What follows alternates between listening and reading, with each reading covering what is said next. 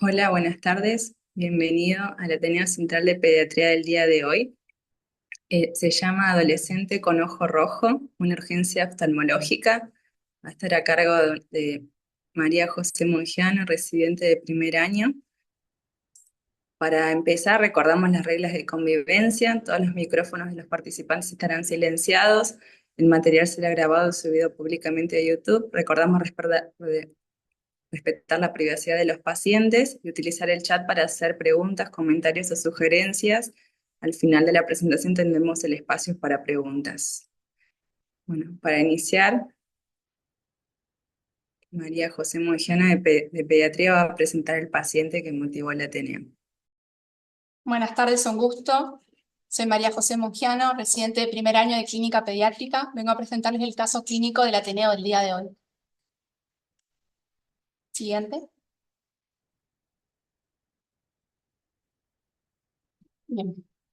Con respecto al caso en clínico, es un masculino de 17 años de edad. Como antecedentes a mencionar, es un paciente sano, tuvo varicela en la infancia, inflamación intestinal tipo cólico irritable, sin diagnóstico claro, que fue resuelto en la adolescencia. Mantiene relaciones sexuales sin uso de método de barrera con pareja estable. Trabaja con el padre en compra y venta de metales y como hobby colabora en carreras de auto y se expone al humo del caño de escape. Él refiere que este humo normalmente le genera irritación en los ojos y fauces de corta, irritación de ojos y fauces de corta duración que luego se disipa sola. Como antecedentes familiares, tenemos familiares paternos con antecedentes de pérdida de visión o de disminución de la agudeza visual de ojo derecho. Todos diagnósticos supuestamente no relacionados.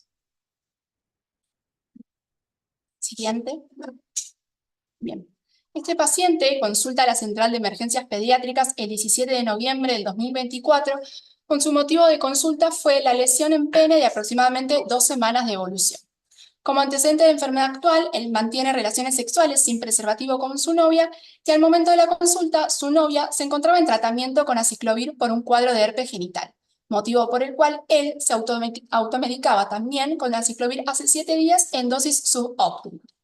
Al examen físico se observa eritema de prepucio, descamación en glande y micropápulas en la base del glande. La conducta que se tomó fue realizar la interconsulta con infectología y al rellamar al paciente para que venga de nuevo al ingreso al consultorio de la central de emergencias, el paciente no respondió, por lo cual se dio a la fuga.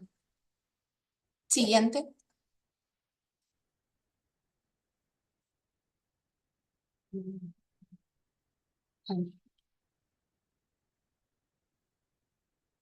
Al mes siguiente, el 17 de diciembre del 2024, consulta a la guardia de oftalmología con un motivo de consulta de hace 6 días de visión borrosa y de ojo rojo, sin dolor ni prurito, con colocación de lágrimas desde ese entonces. Al examen físico, la agudeza visual sin corrección, ojo derecho 1.0 y ojo izquierdo 1.0. En la biomicroscopía, el ojo derecho decía precipitados retroqueráticos pigmentados Tyndall 2, pupila redonda, central, reactiva, no hipopón y resto sin particularidades, perdón. El ojo izquierdo sin particularidades. Se le hace un fondo de ojo, el derecho informa, papilas, bordes netos, excavación fisiológica, mácula y brillo conservado, no agujeros ni desgarros al examen de la retina aplicada. No vaculitis ni vitreitis, no focos corioretinales y la biomicroscopía dilatado en ambos ojos, flotadores vitrio anterior. La conducta que se realizó se indicó acetato de mepridnisola cada 2 horas, fenilnefrina 5% y tropicaminal 0,5%, que es el fotorretin, cada 8 horas y control en 24 horas con el servicio de uveitis. Siguiente. Al día siguiente, el paciente consulta al servicio de uveitis. Su motivo de consulta fue el control de la uveitis. Al examen físico en el ojo derecho se veían células más 2 precipitados queráticos inferiores y no flare. Y al ojo izquierdo sin particularidades. En el ojo derecho, la retina aplicada, vitreitis positiva, mácula bien, en sector nasal, nasal superior, se observa área de empañamiento vascular con 2 focos blanquecinos de rinitis en periferia extrema aledaña. No se observan otros vasos afectados en resto de periferia. La interpretación diagnóstica que se realizó es un cuadro de vasculitis oclusiva con áreas de retinitis compatibles con cuadros de necrosis retinal aguda secundaria a varicela. Y la conducta que tomaron desde el servicio de uveitis fue la derivación a la central de emergencias pediátricas para su internación y tratamiento. En ese motivo, se concurre el paciente a la central de emergencias pediátricas derivada del servicio de uveitis y se le realiza un examen físico.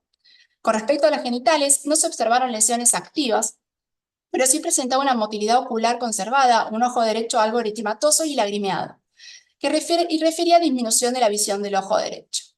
Por ese motivo, se le hicieron estudios complementarios, por ejemplo, un laboratorio con glóbulos blancos de 11.453, con predominio de neutrófilos 67%, recuento de plaquetas 307.800, la eritropoyetina de 15 y una orina completa normal. A su vez, como diagnósticos diferenciales, se les solicitó serologías infecciosas que resultaron negativas, anticuerpos para enfermedades autoinmunes que resultaron negativas. También se le hizo una tomografía computada de tórax para descartar sarcoidosis, resultó negativa para esa enfermedad, estaba en lo normal, y una PPD que también resultó negativa. La conducta que se tomó fue internar al paciente para hacer tratamiento endovenoso con aciclovir más el tratamiento tópico con el acetato de pirinosol cada 2 horas, y el fotorretin cada 8 horas. Acá podemos ver los anticuerpos que le fueron pidiendo pensando en las distintas patologías. Siguiente. Tanto infecciosas como autoinmunes, sí pudimos ver que la varicela zoster IgG estaba reactivo y el herpes simplex tipo 1 estaba reactivo. Y para pensamos en los diagnósticos diferenciales de necrosis retinal aguda como una reactivación viral del grupo herpes, una endoftalmitis bacteriana endógena, la endoftalmitis fúngica, sífilis, retinitis por citomegalovirus, sarcoidosis, toxoplasma ocular, linfoma intraocular o enfermedad de Behçet. Siguiente. Entonces, el paciente se internó ese día y su motivo de internación entonces fue la vasculitis oclusiva con áreas de retinitis compatibles con cuadros de necrosis retinal aguda secundaria a varicela. Por sus antecedentes se hace la interconsulta con toxicología. Recuerden que él tenía esta exposición a nitrometano y metanol en contexto de que colaboraba en las carreras de auto con su padre, que se expone al humo del caño de escape, y además trabajaba con su padre en un depósito de metales donde se cortaba en hierro, pero él no tenía contacto con él mismo, sino que trabajaba en el sector de la caja. Él refiere que este humo constante normalmente le genera la irritación de los ojos y las fauces de corta duración, pero que luego se disipa. Entonces, la conducta por toxicología descarta la exposición y los antecedentes referidos por el paciente como la causa de su patología ocular. Se sugiere evitar esta exposición a combustibles y solventes, ya que pueden actuar como agravantes e irritantes oculares. Entonces, con respecto a su internación, él estuvo internado durante 5 días. Hizo tratamiento de aciclovir de 700 miligramos cada 8 horas endovenoso por 5 días y luego siguió con valaciclovir 2 gramos cada 8 horas durante 2 días. Además, estaba con tropiofoctal, una gota ocular cada 2 horas, y el fotorretin, una gota ocular cada 6 horas. A la actualmente el paciente sigue en fase de mantenimiento con el valaciclovir que había comenzado en su internación, 1 gramo cada 8 horas, luego cada 24 horas en descenso y meprednisona también en descenso hasta la suspensión. Sí. Muy bien, muchas gracias. Ahora continuamos y agradecemos la participación de la doctora María Marcela García, de oftalmología del servicio de uveitis, especializada también en enfermedades infecciosas oculares. Hola, buen día. Buenas tardes para los que ya comieron. Em, bueno, no sé si hasta el momento hay algún comentario, los hacemos al final.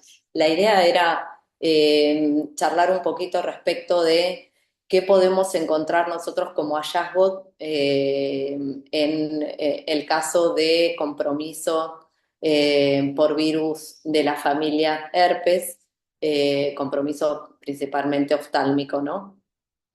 Y un poco para hacer una breve reseña, si bien el compromiso de este paciente es un compromiso posterior, un compromiso retinal, sepamos que pueden haber signos bastante patognomónicos a nivel del segmento anterior, como es en el caso arriba a la izquierda de esas lesiones a nivel corneal, fíjense, lesiones ramificadas en el epitelio corneal con estos bulbos, estas lesiones vulvares terminales que son muy características del compromiso corneal por el virus del herpes simple.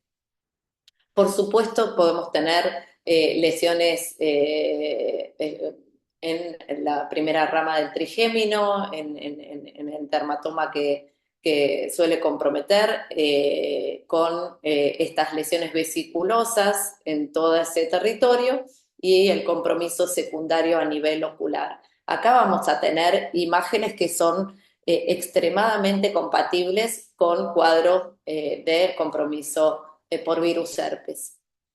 Pero en el otro lado, más hacia la derecha, vamos a ver estas lesiones que muchas veces son compromisos inflamatorios. Arriba a la derecha van a ver ese puntillado a nivel corneal, que son depósitos de células inflamatorias en la cara posterior de la córnea, que son células inflamatorias que precipitan a nivel del endotelio corneal y forman esos precipitados retroqueráticos como los que mencionaban ahí en el paciente en cuestión. Estos pueden ser, digamos, ligados a múltiples etiologías, virales y no virales, ¿sí? Acá podemos ver una imagen compatible con una endotelitis herpética, que es un compromiso del endotelio y una falla en el bombeo corneal, allá bien a la derecha, esa placa redondeada.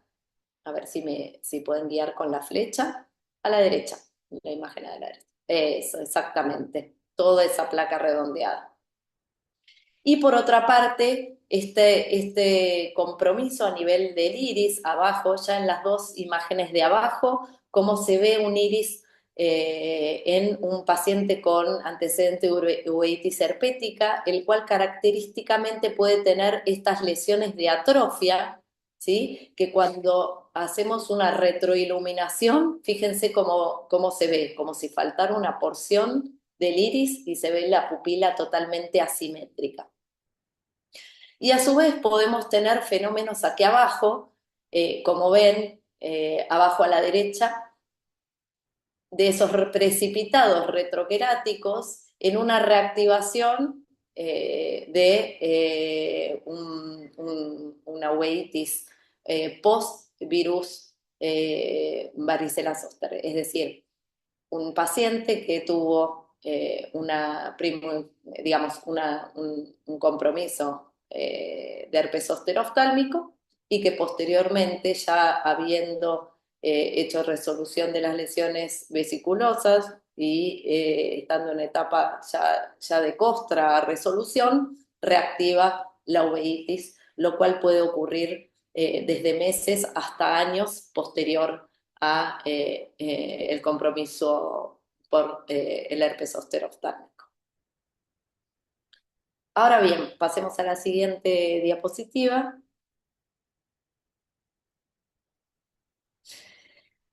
En este caso, en el paciente que relató acá la doctora, tenemos un cuadro que es un cuadro clínico oftalmológico que se denomina necrosis retinal aguda y que ya fue descrito hace varios años por Urayama, que en la última clasificación de la Sociedad Americana de Uveitis se denomina como el compromiso necrótico de la retina, ya sea en uno o más focos, ¿sí? Con márgenes definidos en esos focos de retinitis, que progresa rápidamente en ausencia de tratamiento antiviral y que tiene característicamente un comienzo en la periferia de la retina con una progresión, si lo libramos a su libre evolución sin tratamiento,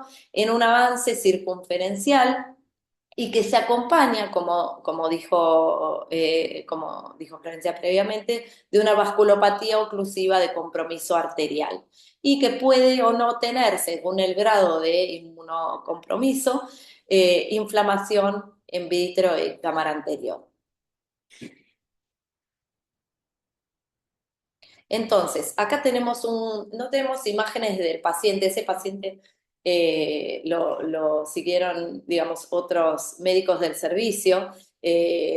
Pero si nosotros, por ejemplo, no tenemos un retinógrafo, pero tenemos un oftalmoscopio y una lupa de 20 dioptrías, con la lupa y el celular podemos tomar, aunque sea este tipo de imágenes, ¿sí? ¿Qué vemos acá? Acá vemos un foco de retinitis, ese foco blanquecino, el resto es retina medianamente normal, que se ve así anaranjada, ¿no? Ese foco de retinitis, como en dedo de guante, que señala desde la periferia hacia el centro, fíjense que se encuentra periféricamente, tiene márgenes bastante netos, ¿sí? Y esta proyección en forma circunferencial. Siguiente. Acá vemos otro caso, ¿no? Tenemos una paciente de sexo femenino que inicialmente se diagnosticó por guardia como una hemorragia vítrea, pero que en sucesivos controles no limpiaba esa hemorragia, no reabsorbía y nos derivan porque la paciente presentaba un grado de inflamación en la cámara anterior con precipitados retroqueráticos como nuestro paciente. En este paciente, cuando bajamos la inflamación, se comienzan a ver en el fondo de ojo estas áreas de necrosis retinal, como vimos en el paciente anterior, y algunos signos de envainamiento de los vasos retinales, o sea, signos de vasculitis. Esta paciente se diagnosticó ya se hizo diagnóstico de certeza tomando humor acuoso de cámara anterior y haciendo un análisis por PCR, el cual arrojó positividad para herpes simplex 1. Pasamos a la siguiente.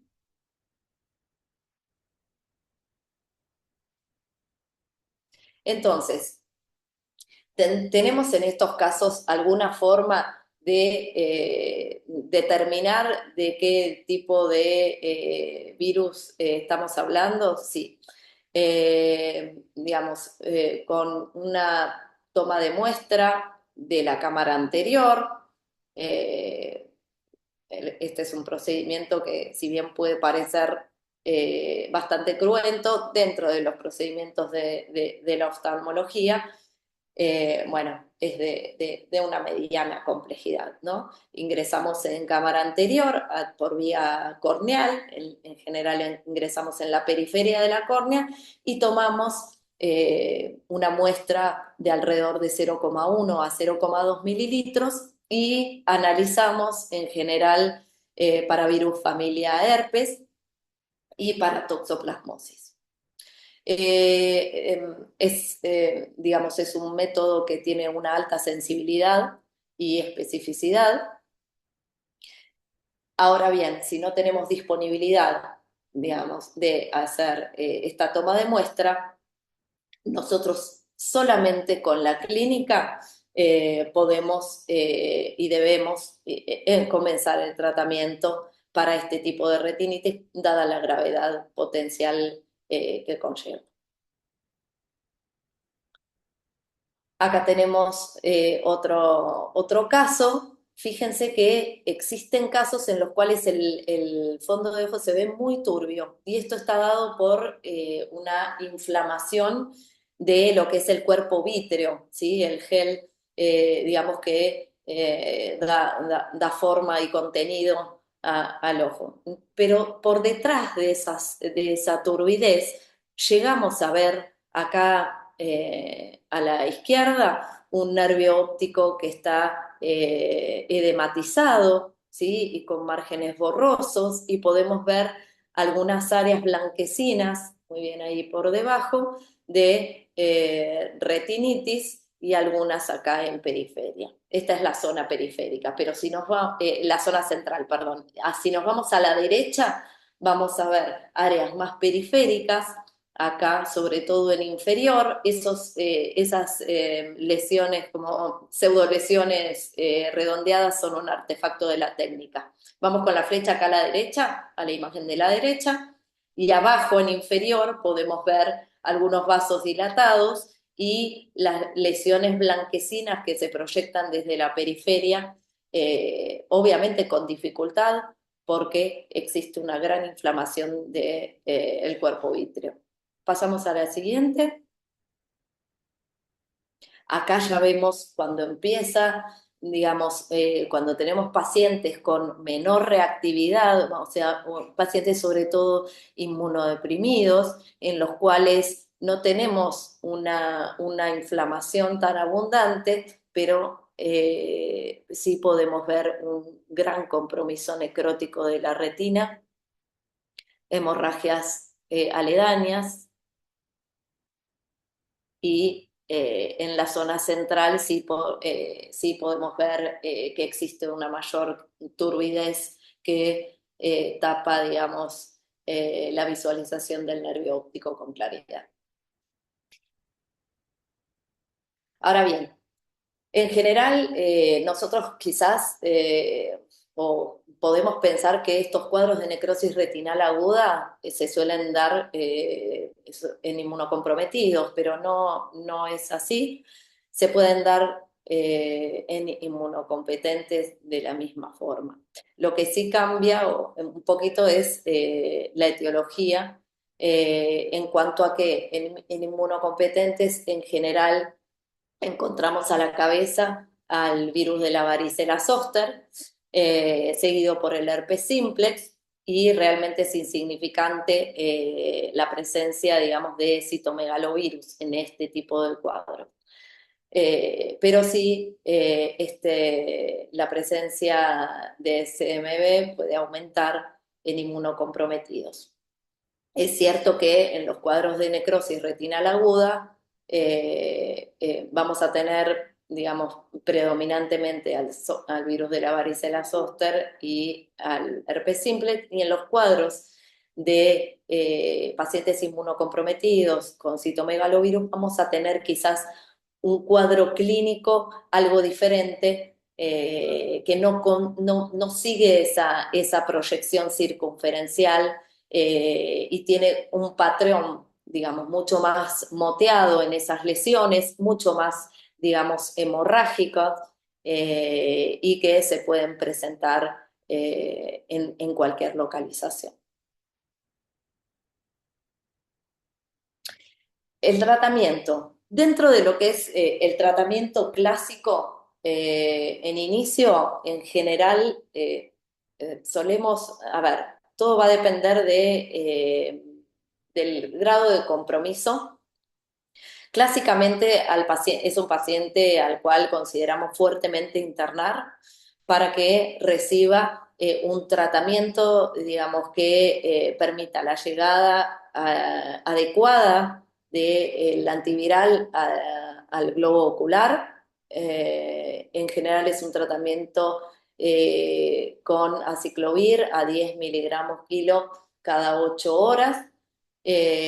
Clásicamente se daba por 10 a 14 días, pero bueno, hoy en día, teniendo, digamos, la opción del valaciclovir, podemos considerar que si un paciente tiene un compromiso de 1 o 2 cuadrantes y de la retina, y ese compromiso, digamos, se controla en menos tiempo, ese paciente puede ir a un tratamiento de ataque con valaciclovir oral. Ahora bien, el mantenimiento en general se realiza con tratamiento vía oral con valaciclovir. En general está descrito que los pacientes deberían recibir como mínimo 6 meses de tratamiento de mantenimiento o tratamiento profiláctico. Y esto se da sobre todo para prevención de recurrencias y prevención de compromiso en el ojo contralateral. está visto que estos pacientes pueden presentar compromiso en el otro ojo con bastante frecuencia, y es por esto que hacemos un mantenimiento. Este mantenimiento puede prolongarse más allá de los 6 meses en pacientes inmunocomprometidos, y hay pacientes con riesgo alto de recurrencia que mantienen durante varios años alguna dosis de aciclovir. El valaciclovir se puede dar como dosis de ataque a 2 gramos cada 8 horas por aproximadamente 6 semanas, y está visto que estas dosis de valaciclovir suelen, digamos, acercarse, digamos, a los niveles en sangre que tenemos con aciclovir. La diferencia quizás que vamos a poner, digamos, acá en contexto es que si nosotros iniciamos con valaciclovir oral, el tratamiento, por ejemplo, de un paciente como el que mencionamos, con un solo cuadrante, nos vamos a tener que asegurar de que haya un buen cumplimiento del tratamiento. Y por otra parte, en muchas, digamos, muchas guías se suele aconsejar acompañar el tratamiento inicialmente con algún agente que actúe en forma intravítrea, es decir, una inyección intravítrea de Foscarnet, por ejemplo, para lograr dosis altas rápidas a nivel local, ocular, esperando, digamos, el nadir de la droga a nivel, digamos, a nivel sistémico. Y por otra parte, tenemos que tener a un paciente muy confiable para los controles. El Foscarnet también lo vamos a utilizar ante la sospecha de resistencia o necesidad de acción sinérgica con el aciclovir, con un control estrecho de la función renal. Pasamos a la siguiente. Entonces, bueno, lo que se vio, sobre todo para el control, digamos, de estos pacientes, en los cuales, digamos, se sospechaba que podíamos estar subtratando a los pacientes con valaciclovir oral, se vio que el valaciclovir oral a dosis altas, 2 gramos cada 6 horas o 2 gramos cada 8 horas, alcanzó concentraciones plasmáticas similares al aciclovir endovenoso de 10 miligramos kilo cada 8 horas. Y obviamente esto reduce costos de hospitalización, pero bueno, carga también de un costo al paciente, tenemos que asegurarnos la compliance. Si no estamos seguros de que pueda cumplir, o tenemos una necrosis retinal muy, digamos, muy agresiva y con un compromiso inicial de varios cuadrantes, debemos hospitalizar al paciente y luego tener un control muy estrecho y luego poder externarlo ya con valaciclovir. Fíjense, para que tengan una idea, lo que provoca este tipo de cuadros de necrosis retinal. Acá a la derecha vemos, digamos, una imagen en infrarrojo de un paciente con necrosis retinal. Vemos vasos sanguíneos esclerosados, que pueden verse como hilos de plata, hay más blanquecinos. Fíjense acá a la izquierda, estas son imágenes de tomografía de coherencia óptica de retina, en las cuales vamos a ver aquí arriba una retina con medianamente un espesor apreciable, pero fíjense que las capas retinales están totalmente distorsionadas, es decir, que la arquitectura, arriba, la retina arriba. La arquitectura retinal está severamente comprometida. Acá baja un poquito más la flecha, ahí en esa imagen ustedes van a poder ver cómo esa retina se adelgaza, ¿sí? Tan marcadamente que incluso en algunas zonas prácticamente que no tenemos tejido retinal, como ahí abajo, ¿sí? Y esto predispone a qué? Esto predispone a la formación de agujeros retinales. Y la formación de agujeros retinales, pasamos a la siguiente, pasamos, va a dar lugar a uno de los principales, una de las principales complicaciones de la necrosis retinal aguda, que es el desprendimiento de retina. Fíjense que el DR va a ocurrir en un 20 a un 75% de los casos de necrosis retinal aguda, incluso a pesar de haber recibido tratamiento, ¿sí? Y va a ser la principal causa de deterioro visual en estos pacientes.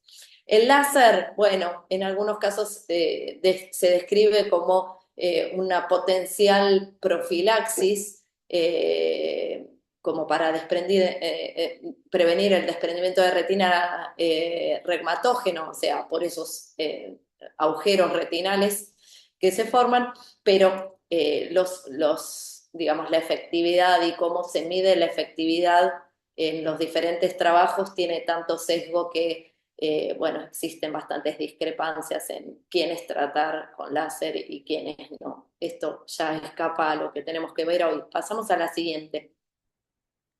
Pero este es el principal, digamos, cuco o temor de la necrosis retinal aguda. Entonces, bueno, no hay evidencia concluyente acerca del beneficio de tratarlos con láser para prevenir el desprendimiento de retina, sobre todo en las necrosis retinales agudas recientes. Pasamos a la siguiente. Y ya cuando tenemos un paciente con desprendimiento de retina, bueno, lo que hacemos es la vitrectomía colocando aceite de silicón dentro de esa cavidad vítrea para que haga presión, digamos, para adherir esa retina que está severamente dañada y mantenerla aplicada, o alguna esponja como para mantener la retina adherida en las zonas en donde hay tracciones. Tampoco hay un consenso respecto de hacer vitrectomía profiláctica, pero en compromisos severos a veces pueden ver que indicamos preventivamente en retinas con varios cuadrantes dañados hacer una vitrectomía.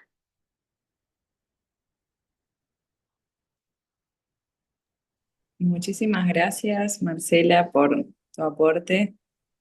Abrimos el espacio a preguntas. Están también los médicos de San Justo que la atendieron en la internación, o si hay alguna duda o pregunta, damos el espacio.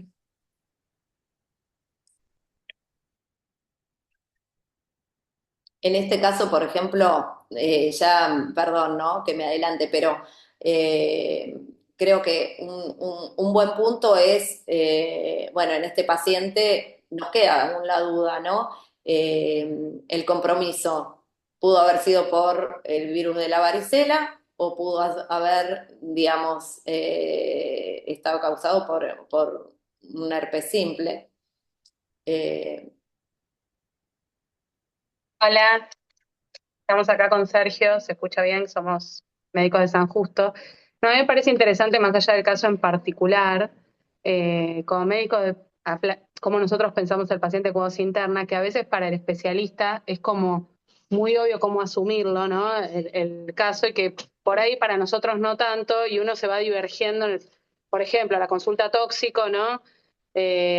Y para nosotros como que es interesante, me parece esa dinámica, más allá del orgánico del paciente, sino como la interacción con el especialista, porque, no sé, si nosotros hubiéramos consultado infecto, por ahí lo hubiéramos pensado como infección del sistema nervioso central y hacer 14 días endovenoso, pero de repente cuando para nosotros no era tan claro, porque no tenemos experiencia claramente en algo tan específico, como de repente terminamos consultando tóxico, y fue un distractor, si uno quiere, ¿no? Entonces, cómo independientemente del caso también optimizar esa comunicación siempre va en mejor del paciente, ¿no? Porque este chico, me acuerdo, fue un problema por el costo del valaciclovir, el alta, por la dosis del valaciclovir, porque es una dosis que para nosotros nos parecía excesivamente alta.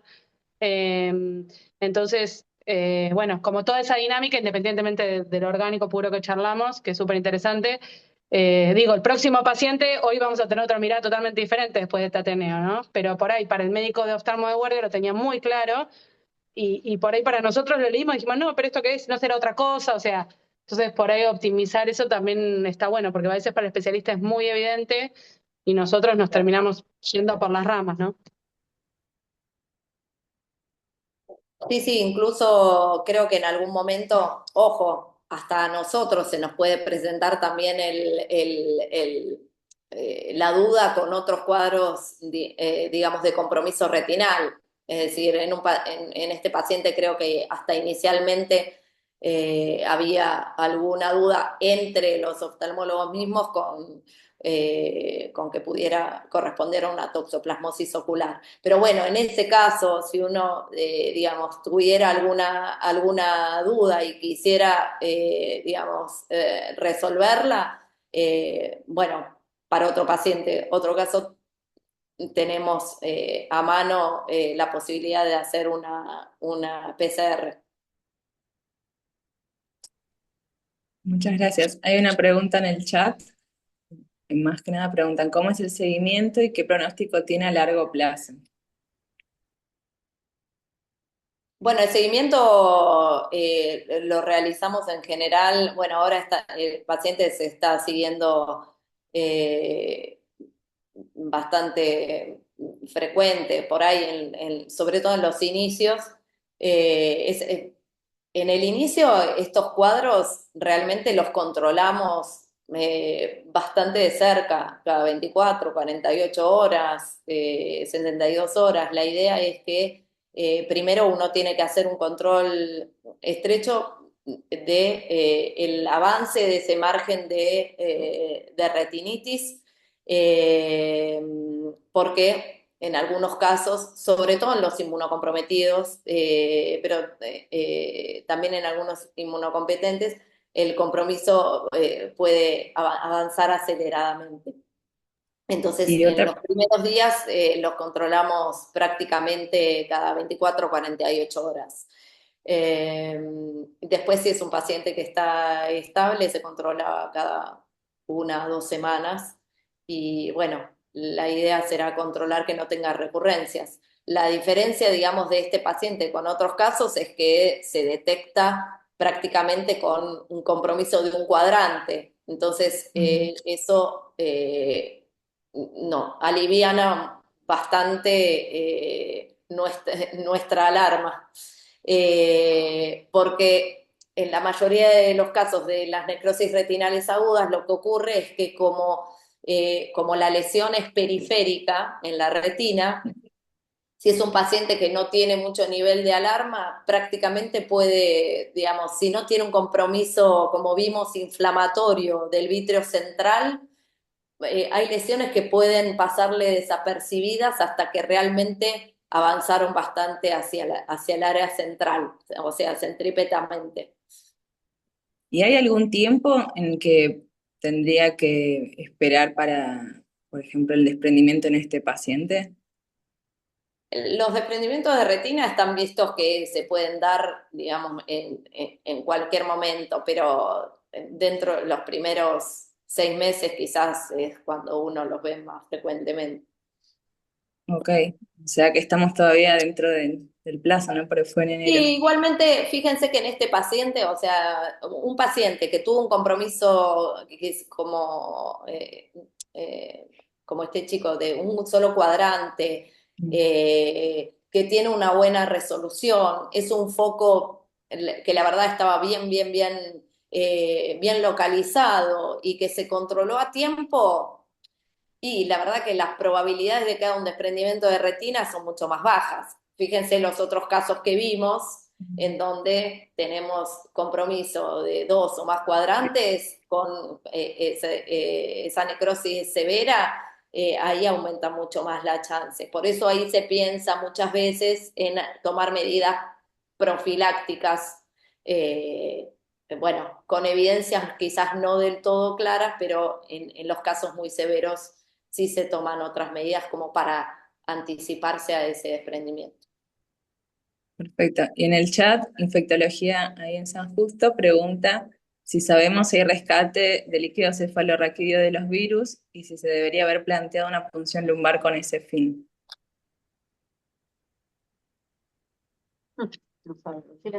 ¿Quieren hablar las infectólogas? En nuestro caso, no, digamos, muchas veces el compromiso es puramente ocular. No tomamos de rutina o no se indica punción lumbar.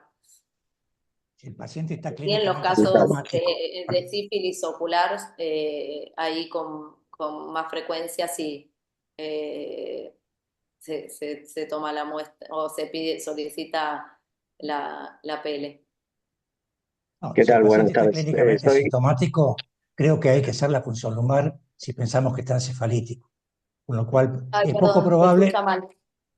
No, decía que si el paciente está asintomático, o sea, no presenta signos neurológicos, no habría necesidad de hacer punción lumbar e investigar la presencia.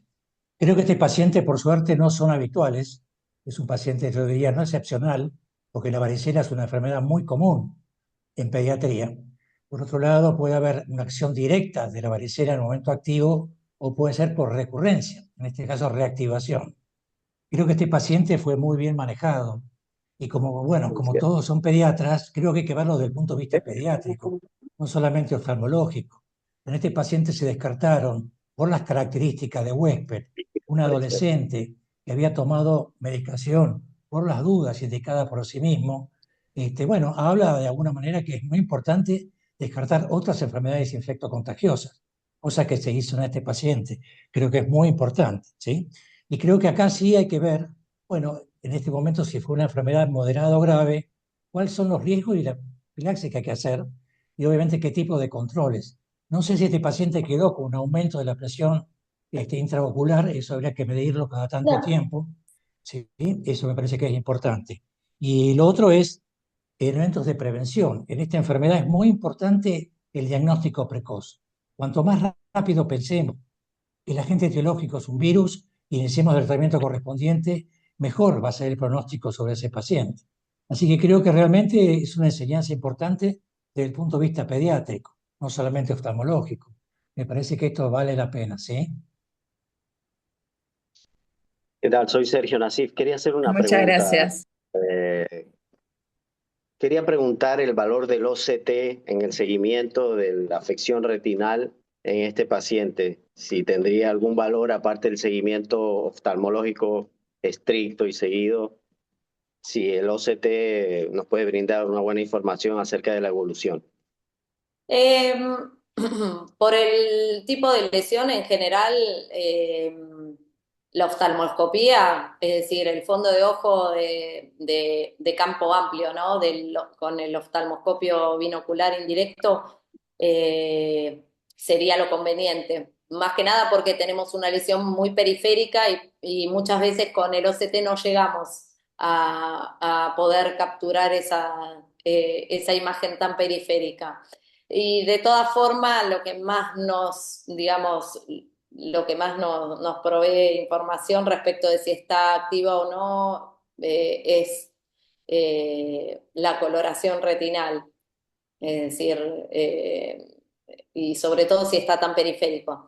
Sí nos permite el OCT descartar si tiene, por ejemplo, algún grado de edema macular secundario al cuadro inflamatorio que tuvo o si hizo alguna membrana epirretinal post inflamación. Gracias. Una pregunta que habitualmente nos hacen es, Sí, doc. ¿tiene algún impacto en este momento la vacuna contra el zóster? ¿Sí? Acuérdense que es una vacuna que de alguna manera se indica en adultos mayores de 65 años. Si esto debería ser indicativo en el paciente. Yo diría que en este momento no hay ninguna experiencia y tampoco sería una indicación para este paciente indicar la vacuna zóster. No, nosotros, a ver, en general, a quienes estamos por ahí indicando más con quizás un poquito más de fuerza, porque también lo pedimos que lo charlen con sus médicos clínicos, es en pacientes adultos con cuadros de herpes zóster oftálmico, porque sí, ahí tenemos un aumento en la frecuencia, digamos, de herpes zóster recurrente. Entonces, en ese caso sí se considera fuertemente la vacunación. Pero la verdad que no tenemos, digamos, información sobre si en estos casos de pacientes jóvenes o niños tendríamos que hacerlo también. Perfecto. Sí, la mirada también del doctor Marco de Pom desde infectología, agradecemos también los aportes. Bueno, ¿hay algún otro comentario?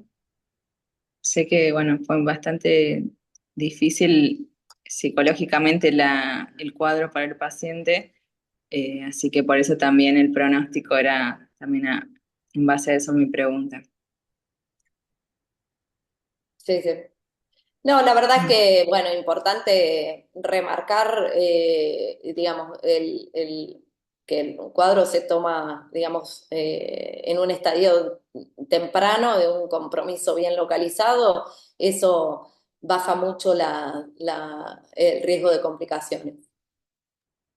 Perfecto. Bueno, ¿hay alguna otra duda o comentario?